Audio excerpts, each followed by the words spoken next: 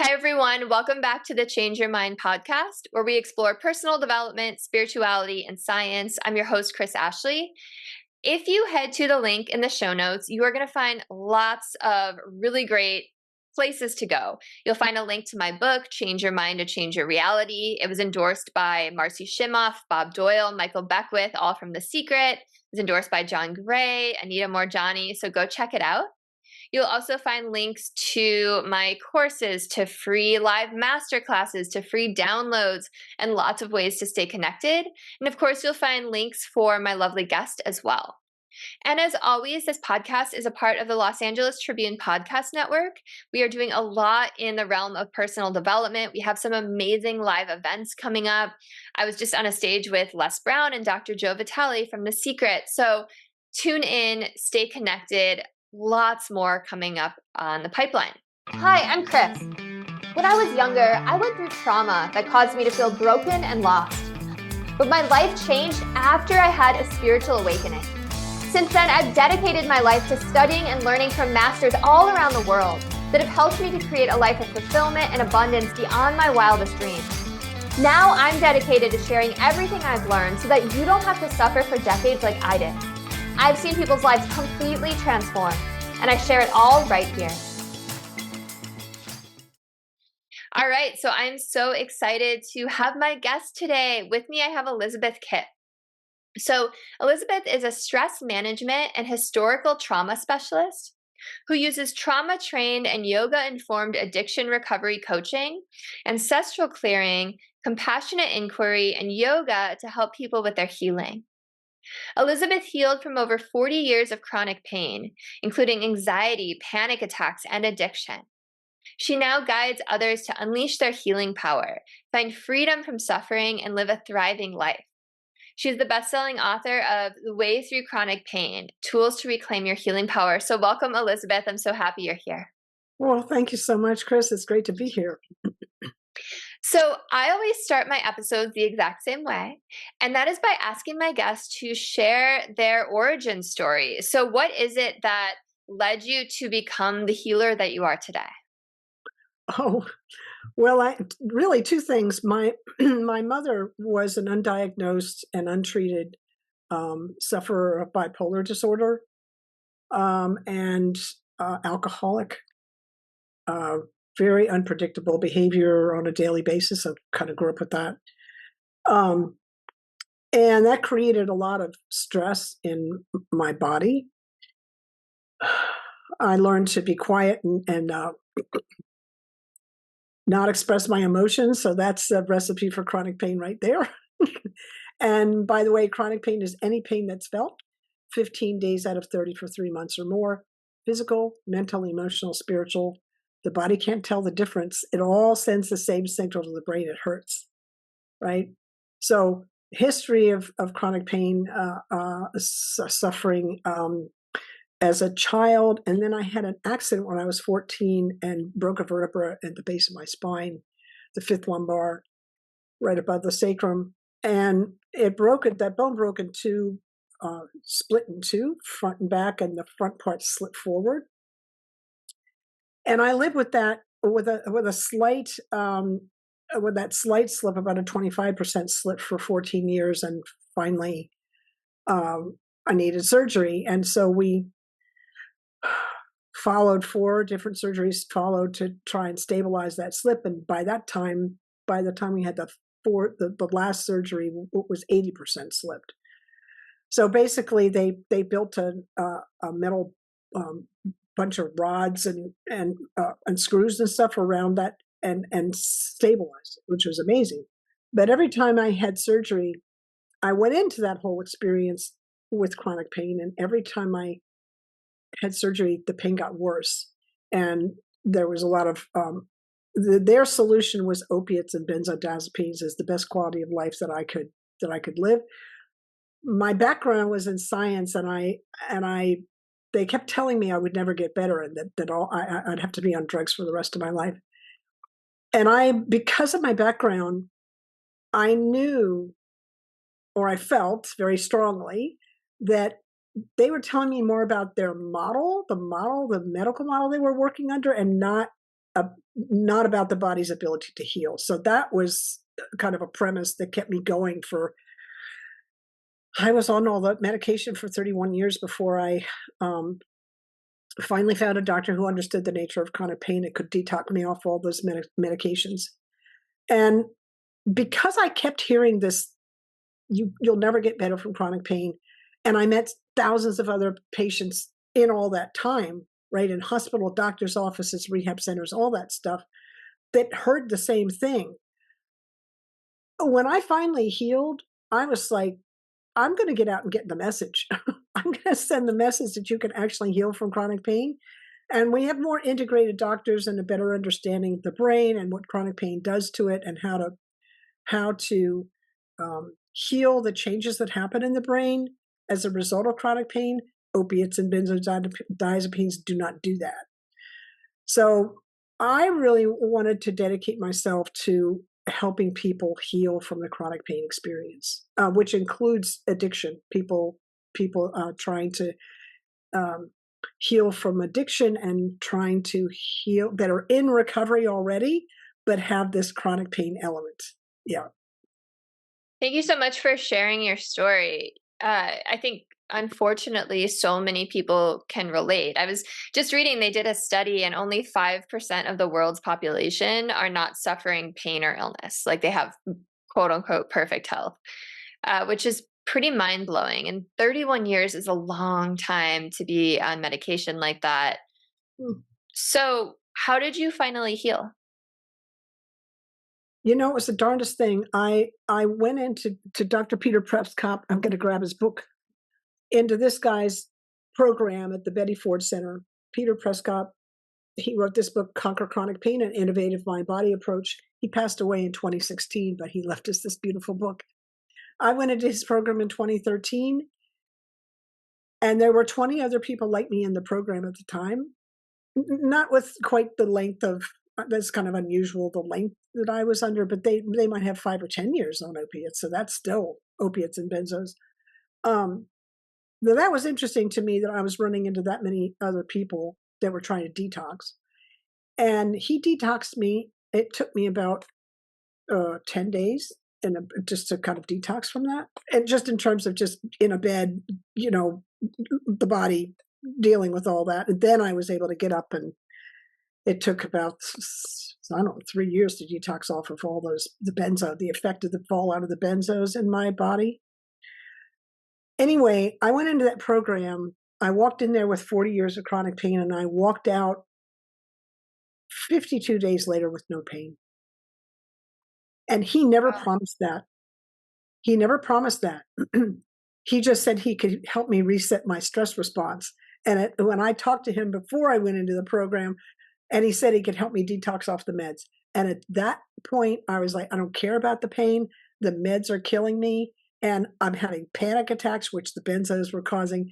And he said he could reset that, and I'm sold. I'm coming, right? But he never said the pain would go away, but it did. And he had a 94% success rate in that program, with people walking out of his program with this history of chronic pain and walking out with none of it. That was amazing. Yeah. That is amazing. That's absolutely amazing. That's exactly the word I would use for it too. So what is it that he did? Was it energy healing? What's the main idea behind his modality? Oh, well, really anything. He did a lot of things. It was holistic. He did a number of things to help us, as I said, reset the stress response. So, just as a quick we'll back up for just a moment. Normally, in a healthy person, we have a stress response that goes on when we are under threat or perceived threat. Stress response goes on. We have a physiological reaction to that, and then when we deal with it, threat goes away. Stress response goes into the off position.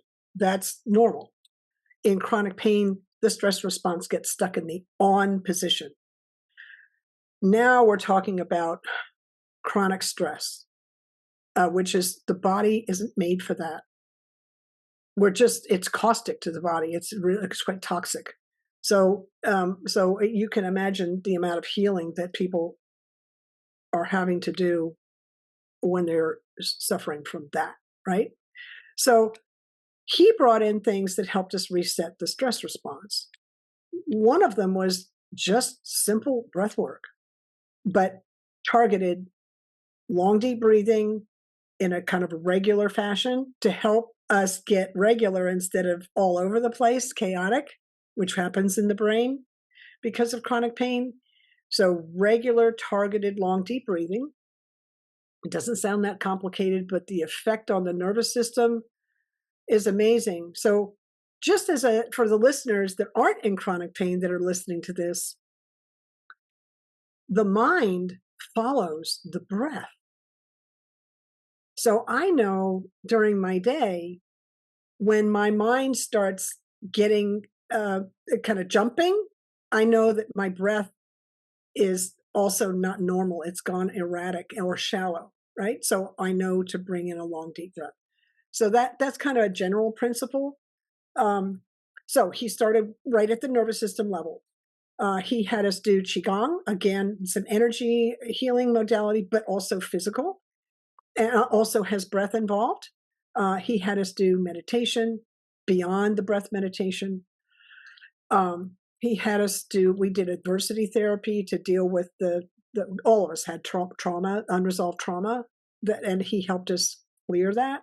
And he brought in Ancestral Clearing. He brought John Newton in of Health Beyond Belief with his Ancestral Clearing modality that addresses it's the burden of the past, but it includes the burden of the past from the lineage. And that was very powerful. Also, we had a good diet. They kept us well hydrated, so we addressed the nutritional part of it. I think, and also we did it in groups. So we did the adversity therapy. He did that not just one on one. He did it in the whole. He'd have the whole class.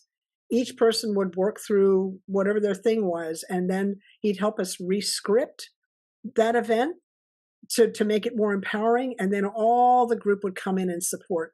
So the community was another aspect. Yeah, thanks for running me through all that. Like everything you said, I was nodding. I was like, yeah, I've heard about that, or I've tried that, or like like you said, some of these things are so simple, but they're so powerful. So, can you just give a little bit? I know you kind of touched on it, but a little bit of background for listeners on nervous system and how that kind of ties into the stress response with chronic pain? Sure. I think that the entry point I'd like to bring in is this, because Yeah. I could do a couple of hours on this, but I'll bring it from this angle. There's an intimate connection between the brain and a long exhale. And when we have a long exhale, it sends a signal to the nervous system, the brain and the nervous system, that it's safe to calm down. So it's a calming signal. And in chronic pain, what are we? We're hypervigilant. We've developed a habit. This is how we do life. We do life by being stressed. It's addictive, actually. It's a pattern that, boy, you talked about 5% not being, only 5% being well. I wonder how many people in the United States or in the Western world don't are free of a stress pattern, right? A stress habit like that, right? So the nervous system not only responds to a long exhale, you got to do it, you got to do long, deep breathing with that exhale is long or longer than the inhale for about 3 minutes for the nervous system to get the message. But I think the thing is that when the stress response is on this, it's not just on the on position. The brain has these things in it called neurons, which are these connections that are made. It's kind of the well, it's how information is sorted out and passed and transmitted in the brain. There are these little cells, and we make networks of them. And it was discovered when brain science kind of first got started that neurons that wire together fire together. So like events tend to be in the same network, and then when that network gets stimulated by an external event or maybe an internal event, um, then the whole network goes off. So isn't that interesting? So if Okay. I have a history of somebody yelling at me and I didn't do anything wrong, right? And I don't feel safe, right? I in my brain, I have a network in there around being hyper vigilant because I don't feel safe. All the things that don't make me safe, sorry, that's not the things that are making me. I'm making the meaning, right? All the things that I perceive as not safe go into that network, and when I come into one of them, the whole network's going off. That's powerful to know. The other thing is the more the network gets used, the faster and quicker and more powerfully it fires. So now I've just described what a habit is, and I've just described an aspect of how that habit, a stress habit, is created in the brain. So when we're healing, we have to start doing practices that keep us, we're feeling safe, right? So that long, deep breath. And we have to practice it a lot so that we're building a new neural net in the brain and we become, what you might say, attenuated to the stressors that used to fire that old network. They don't affect us so much anymore because we're referencing a new network. But it takes practice. You have to repeat because you've got all this history in this old habit. You have to build a new one and build new history, right? Did that answer your question? Yeah, I love everything that you just shared. It absolutely answered my question. So, besides deep breathing, how do we start to unwind our nervous system and reprogram our brain a little more? Or as far as like the modalities you teach? Well, this is why I teach yoga, and I specialize in the trauma informed part of it. Um, so we end up being uh, traumatized. We experience trauma in unsafe relationship. So we heal in safe relationship. And there's kind of a hierarchy to healing.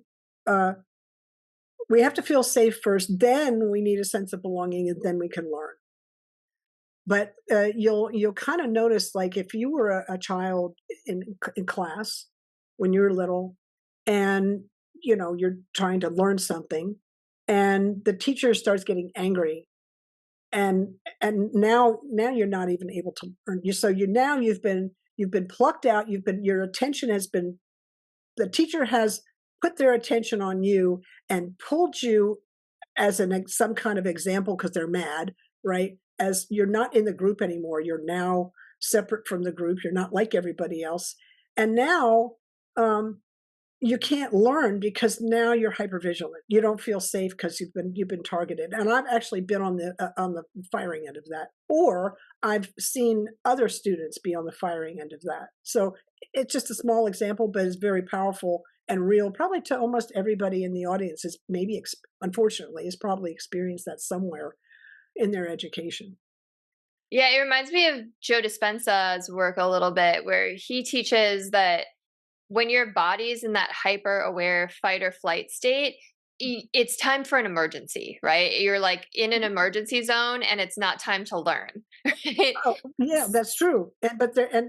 Mark, Dr. Mark Perry, showed us that there's this order, right? You got to feel safe first, then you need a sense of belonging back to yourself, to others, like safe relationships. So safety and relationship, and then we can learn. So we need these three components, which I thought was a very interesting from an education point of view, to try and if we could incorporate that into the education model.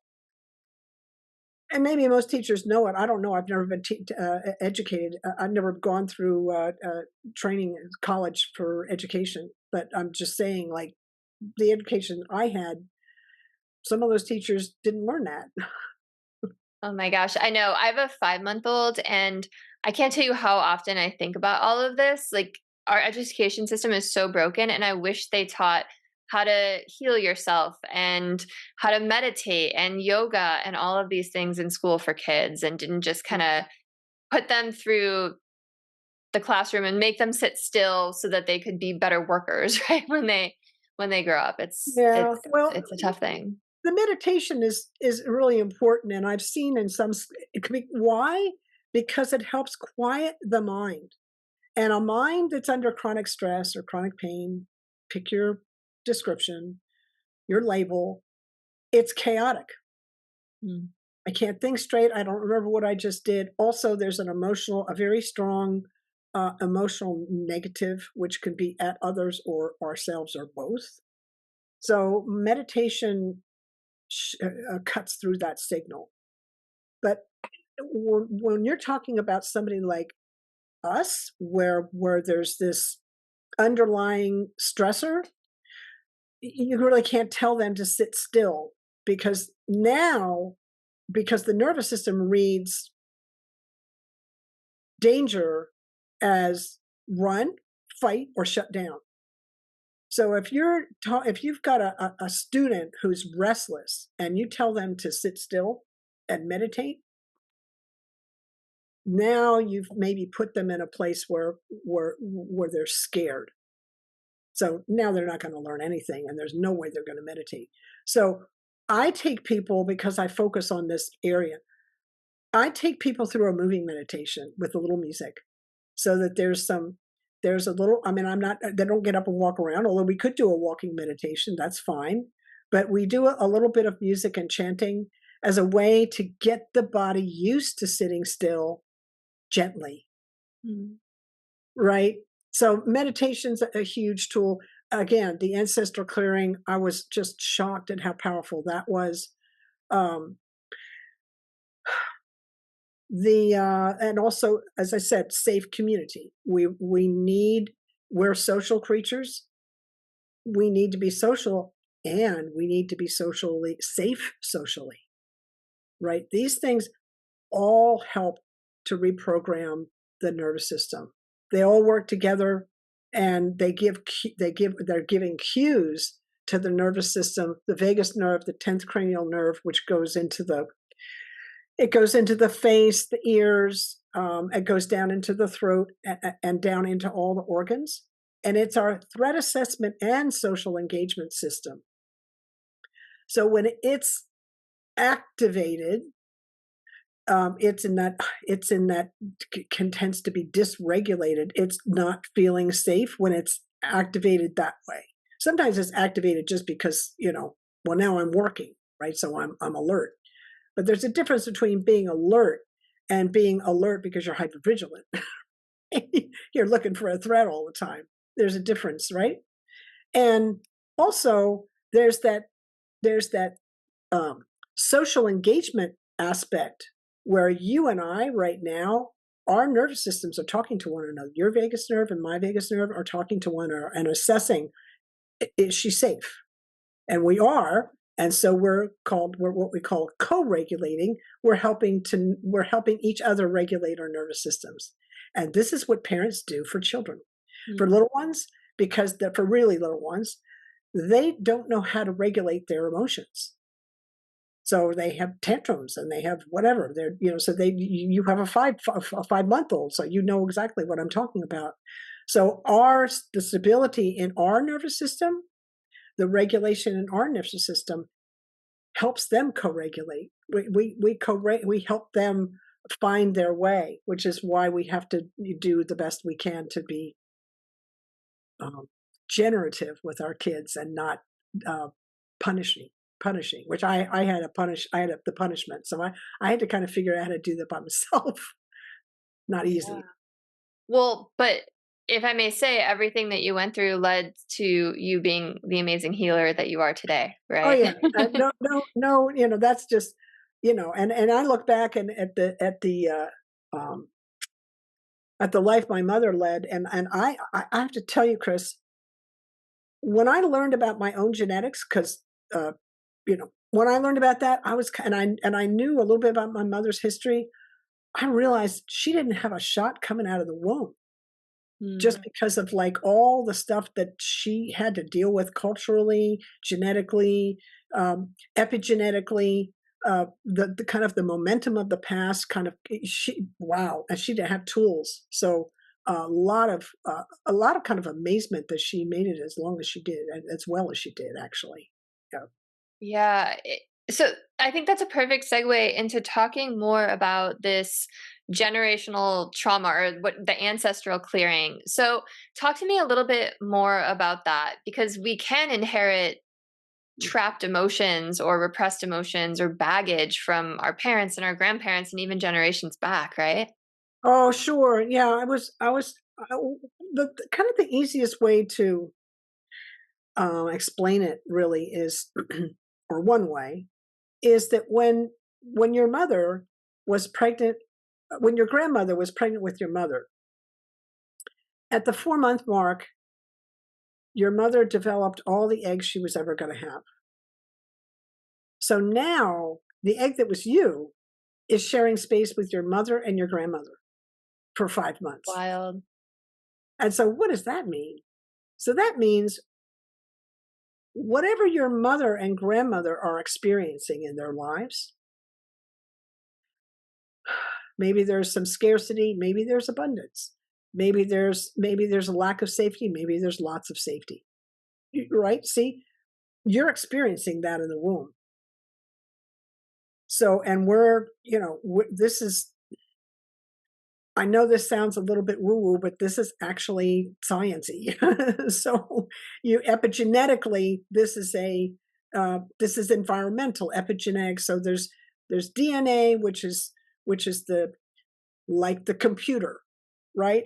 The epigenetic part is the software on the computer. And depending on the environment, what software we put on the computer, that's what the computer puts out, right? So depending on the environment that we're developing in, that affects it affects us. So I'm just going to leave everybody right there to just kind of take a breath because that's a lot. And now I'm going to take you one more step. Your grandmother spent time in her grandmother and on down the line. And now we've got a through thread from way back, as far as you want to the present. And now we're beginning to understand, at least epigenetically, how these things are passed. And I could talk about this for a couple hours, but I'm keeping it, kind of focused. Did that make sense? Do you have any questions about what I just? No, it makes sense and I appreciate the actual reality that we are eggs in our mother's womb inside our grandmother because I think it's hard for people to grasp this idea of generational trauma or emotions being passed down, but it makes a lot of sense if someone has an emotion vibrating through their body of anger or grief or fear, of course that's going to affect us because it's all energy, right? So so how do you and you've talked a lot about epigenetics and I love talking about epigenetics. You heard me say in the beginning of the show it's spirituality, personal development and science and epigenetics and quantum physics and neuroscience and all of that is what I love to geek out on.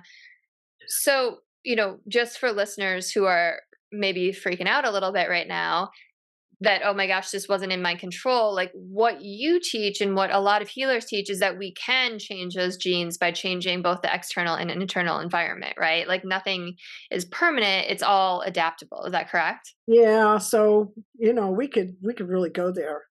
Um, the present moment is this very powerful, often just not recognized as how powerful it is, space.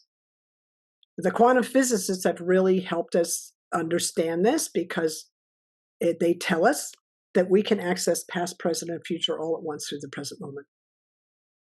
Isn't that interesting? Now, It's wild, yeah. that tells me that even though I have the momentum of the past, carried into my present. It's possible all things are happening in this present moment. So the shift is happening here. We don't heal in the past or the future. We heal here, right? And the cell, the atoms in the cell are appearing and disappearing, every fraction of a second. And so isn't that interesting? Where there's a lot happening in the present moment and nothing is actually fixed. It's just a lot of potential and possibility. In science, there's no such thing really as facts. There's probabilities. It's about that. So when you understand the power of what I just said, you can understand how all these different modalities that you teach and that I teach and that others teach, how they actually help us shift the momentum of the past into something new. I really appreciate that explanation as someone who geeks out about quantum physics, especially because we have experiments in it, like the delayed choice experiment literally proves that what you do in the present can change the past. And we've all heard that time isn't really linear, it's all happening at once and it's Mhm. fluid.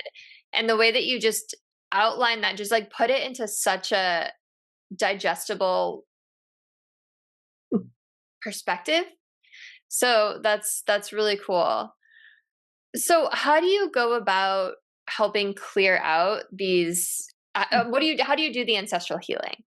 Yeah, so ancestral clearing is actually an energy modality that was pioneered by Howard Wills and is taught by John Newton. It's a trademarked and registered modality.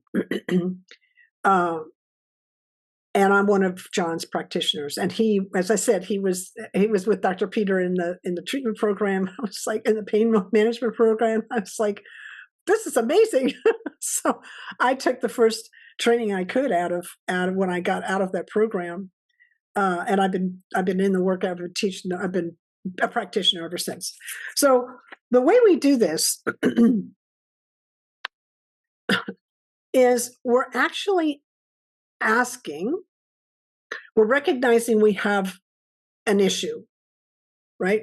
And we're actually asking source, creator, God, consciousness, whatever you want to call the unified field, whatever you want to call it that created all of this, we ask it to help us release that which no longer serves us. And that's a reference to the momentum of the past that's acting in a way that no longer serves us in this moment. And we access the present moment when we do the practice. And we have about 30 different ways we can actually get at the burden. But I can take you through one that'll take maybe a minute and a half. Love that, please. Everybody listening here, if you could just drop into the body, notice what you're feeling. What sensations are arising? So I feel my sitting bones on the chair and my feet on the floor, and I can feel a little bit of heat in my upper chest. I have a little bit of heat in the back of my throat. And I'd say it's about, giving it a number from 0 to 10 of intensity, I'd say it's about a 2. So everyone listening, do that for yourself, and then just stay present in the breath, breathing normally, and then just let these words pass over you. Higher power, creator, Holy Father, Great Spirit, Divine Mother, Infinite One, oneness. You're known by many names, yet you are one. We ask humbly and gratefully for us and all our ancestors and all their relationships through all space, time, dimension, realms, lifetimes, and incarnations. For all sickness and the ensuing grief and suffering, for the times we stood powerless and unable to ease the pain of our loved ones, for survivor's guilt in plagues and pandemics that swept through our lives and our communities.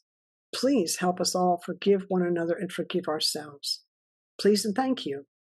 for misunderstandings, disputes, arguments, fights that broke out, and resulting injuries, whether intentional or unintentional, and for all the guilt anyone carried because of it, for every raid, assault, incursion, battle, war, and holocaust, and for all the angst, the betrayals, the fierce anger, and any guilt we felt because of these actions, or guilt that others felt because of our actions, for all unresolved resentments, enduring aversions, loathing, and outright hate that erupted and continued unrelentingly intergenerationally. Please help us all forgive one another and forgive ourselves once and for all, no matter what it was. Please and thank you for all secrets, hidden pacts, and for times we were sworn to silence under duress, for any abuse, slavery, torture, or any other injustice, and all that arose in the lineage because of these events, including physical, mental, emotional, and spiritual illness. Please help us all forgive each other and forgive ourselves. Please and thank you. Please help us release one another and release ourselves, find peace with one another, and find peace with ourselves. Once and for all, now and forever. Please and thank you. Please and thank you. Please and thank you. And just take a nice breath in and let it out and notice how that feels.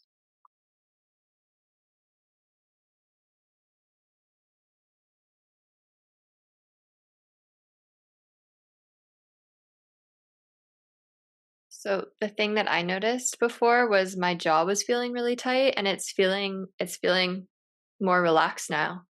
Yeah, isn't that interesting? Yeah. Yeah, I was not looking for any of this when I first got exposed to this. I had no idea what was coming, and I felt it. I felt a shift, and the people in the room felt a shift, and none of us. I was sitting there with my science hat out, going on. I know something just happened in this room. What the hell was it? and is it measurable? And can he repeat it? And does he teach it? I was just, yeah. That's where I went with it because I was so surprised. So when we ask the all that is for help, we get it. So I can I ask, well, number one, does if we want to do this on ourselves, do we need to say that whole prayer, or is the fact that like we were listening to you saying it enough? And then two, is it like each time something physical happens, we go through this process where we say the prayer or come to you and you say it, or did that kind of clear out a whole bunch of junk? Oh, well, I feel like it works on all levels as far as for the highest good of the people listening. So, in yoga, we say there's 5 energy bodies, including the physical is just one of them. And you can't separate one from the other. So it's all being affected. So that's the whole thing, the whole shit match being affected. Um,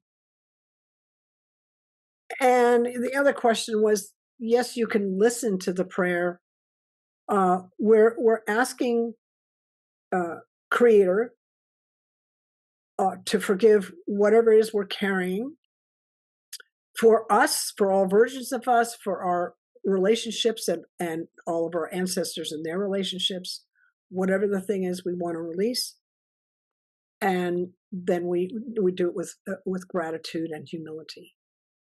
That's basically the practice, but there's a lot of different ways to get at the burden, and it's a very interesting process to kind of work one-on-one or in groups. I do group work too.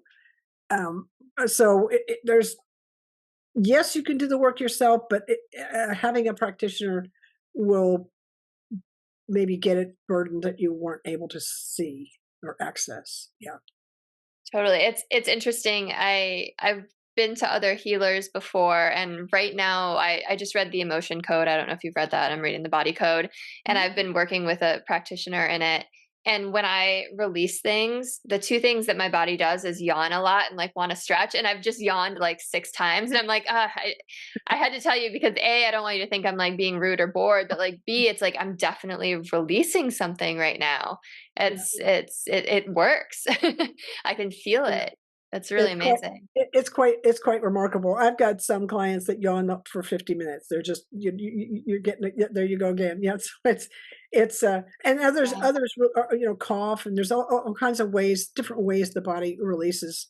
Um, so it's kind of interesting. If I had a like I just had, unfortunately, I had to take a run of penicillin, so I'm now rebuilding my microbiome.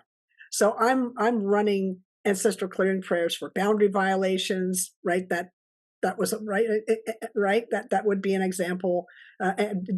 Any kind of dysregulation in the family lineage, um, any disease, those kinds of things, and everything that led up to it. So I could do a clearing around that, but if I sat in front of a practitioner and brought this in, she would probably be bringing in things I couldn't see because we all have blind spots. So, if that makes sense. It does, and that's why I like going to practitioners too, because we don't know what we don't know, and they're trained to tap into this universal energy. Mhm. So I guess that's a good segue into another question. Like, there's probably a simple answer that I'm thinking of, but how does someone know they need an ancestral clearing? Oh, I love that question. Yeah, so I have I have a number of people, maybe not the majority, but probably about half, that come to me and say, "I have this thing and it's not mine." So there's a something happening there. Now, I'm sure that Richard Schwartz and his internal family systems would have something to say about parts work there. That would be that would be interesting. But that part may be referencing the past that's in the lineage. So whatever we're carrying in the present moment, it came from the past because the present moment is a blank slate. So our mores, our beliefs, um, kind of the weight that we carry, our attitudes, all those things have been imprinted from the past. And so, as I said, the present moment is a blank slate unless you bring in the past with it, right? I don't think I answered your question. I love what you said so much. So I don't even remember what my question was now because I love your answer so much.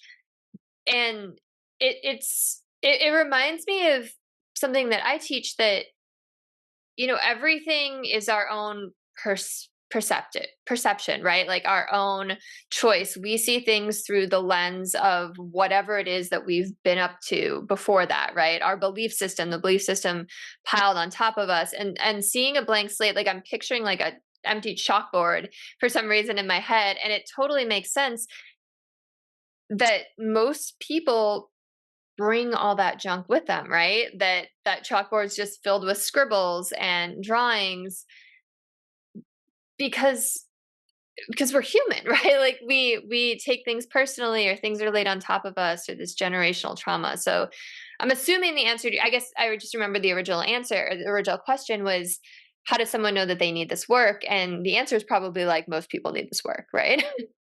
Oh, most people need this work. But as I said, like, oh, I have this thing I do. I don't feel like it's mine, or I have this thing I do. It keeps showing up, and I don't understand why. That kind of thing, which is something in their past is imprinting. Is has some momentum in the present. So think of it like you like the physics part. So I think of it this way. So the past has momentum, just like we were talking about the habit of stress has momentum. So every object in motion stays in motion until acted on by an equal or opposite force. So whatever our patterns is, or whatever we're up to, or it's going to stay, we're going to keep repeating that until we come in with a modality or some sort of something that's going to help shift that with an equal or opposite force. It's going to help shift that trajectory. So that's bringing it down kind of in the science and the sciencey part. We do have people who come in with like issues with their mom, or having I just don't understand why I have so much trouble with my father. And what's interesting is when we get in the ancestral clearing process, it's not about the mother or the father. It's about something way back in the lineage that connected in. The thread comes into it, but it comes from long before that. It's kind of interesting. That's super fascinating. One thing that they were saying in the emotion code, and I wonder if you've seen this as well, is that when you clear something like that in yourself, it clears everyone else in your line of that too. Have you found that as well? Well, yes, and we're informed by that from physics, right? Because we can access past, present, and future all at once. So what's happening here affects the whole line. That's the best explanation that I can give. You go again. I can't stop yawning. I've That's yawned like 60 times, I feel like. so that's the best explanation I have because we see patterns, but like no scientist has gone out and done a study, but the physicists tell us that they've done the studies, and that's what makes sense to me. See, that's why the emotion code. That's why it's coming up for them too. You're you're accessing the present moment, and that's so powerful because it affects the past and the future because you're shifting what's happening here. Yeah. Yeah, it's like a ripple effect. I like the science brought in that something in motion stays in motion, because that makes sense, because we know that emotions are energy, right? And there's motion in that. So we only have maybe like 9 or so minutes left, but I would love to just really quick switch it over to yoga, because I know that's one of your other modalities. I don't know if you know this. I just sold my yoga company. I had a yoga company and I was director of a yoga company for years. So, you know, I'd love to hear your take on it, about just how yoga helps release these things, or how you use yoga in this healing. I love the question because I bring in both. I bring in the ancestral clearing. Well, all three. I bring in the polyvagal theory stuff around the nervous system, and then I bring in yoga. And of course, yoga knew about all of this. Yoga, yoga is science is just starting to put labels to it. Starting to figure it out. Right. I love what you said about um, seeing through the lens that we see through. Right. The Yoga Sutras inform us. We see a life as we are. And the point, what the first Yoga Sutra tells us, yoga is now. So isn't that powerful? That's pointing us where? Right into the present moment, where the power is.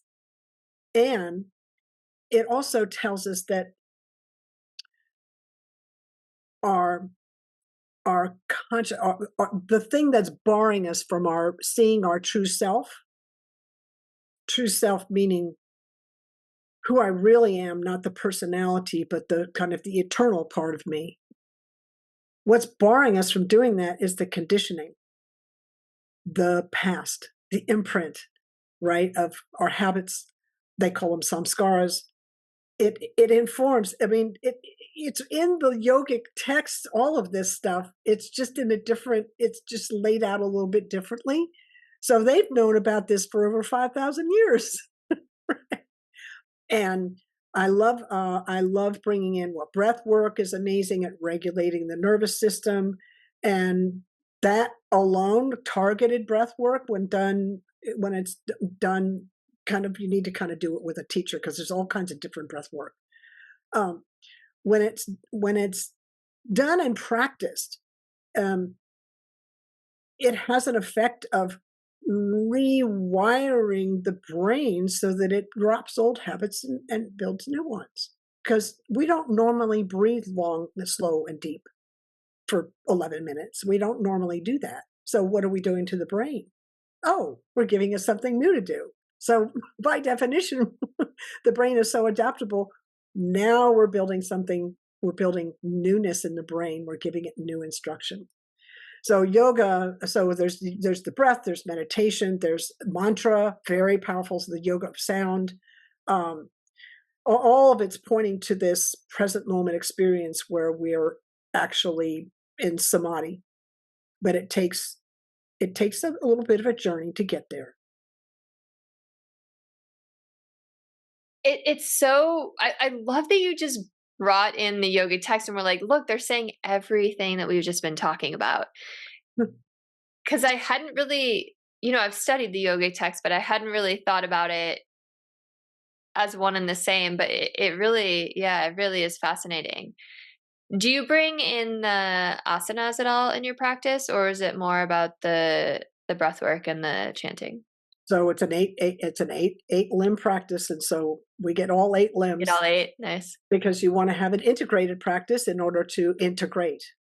And, the asana, would be different in a trauma-informed, and even the pranayama would be different in a trauma-informed class than in a straight up, you know, not trauma-informed yoga class, but still, it doesn't really matter. What matters is the now. What matters is uh, the correct angle. So we're, the asana part of yoga is all about angles and trying to like align. So yes, and depending on who I'm in front of, what class I'm teaching, depends on. Oh, and one of the things I learned as a teacher, which was very cool, I would walk in with a lesson plan, and I have a lot of teaching under my belt. I'd walk in with I'm going to do this for the class, and then I'm sitting in class and I'm watching people come in, and I'm going, oh, I need to, because like so and so walks in, and I'm like, oh, oops, this isn't going to quite work there, and so whoop, we just do a little modification. So this is part of the art of being a teacher is being present, being able to kind of read the field, and being able to kind of adapt. And yoga is beautiful at that. Yoga is as long as you're keeping the seat of the asana, you can do modifications, if that makes sense. Yeah. Yeah, absolutely. And I haven't taught for a few months because I was very pregnant and then had a baby and I sold my company, but you just made me miss teaching so much because you're right. It's even, yes, as they're coming in and you know them, but it's also like mid class. You're like, oh, I have to totally shift. So I never planned my classes because of that. It's like you have to read the room. And that's the very best part. Those are the best teachers that can do that and speak to the people in front of you, right? Not just rattle off some script, like actually talk to the humans in front of you and what they need that day. And often what you say is what you need to hear too, right? I love that part of it. Okay, so you do all this amazing work, but the nervous system and the ancestral clearing and yoga, I'm sure listeners are like, how can I find you? How can I work with you? What does a session look like? So if you wouldn't mind sharing all of that, that would be wonderful. Oh well, you can find me at my website, which is Elizabeth with a hyphen between my first and last name, Elizabeth-Kipp.com. Elizabethkipp.com is a photographer and a web designer who's amazing, but she's not me. So with the dash in there. You can find me, all my social medias there. There's lots of blogs and ancestral clearing prayers and all kinds of free resources there. I teach classes and stuff. A session, I have a free introductory 15-minute session, and then I've got 25 and 50-minute sessions, and you can buy packages of those. And a session, you really described beautifully what my sessions look like. It depends. It depends.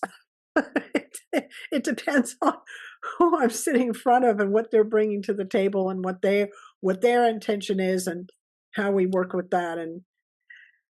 And one of the reasons I have the tools in my toolkit that I do is because we need all these tools, but we need them a little bit differently depending on what the issue is at hand. So, yeah.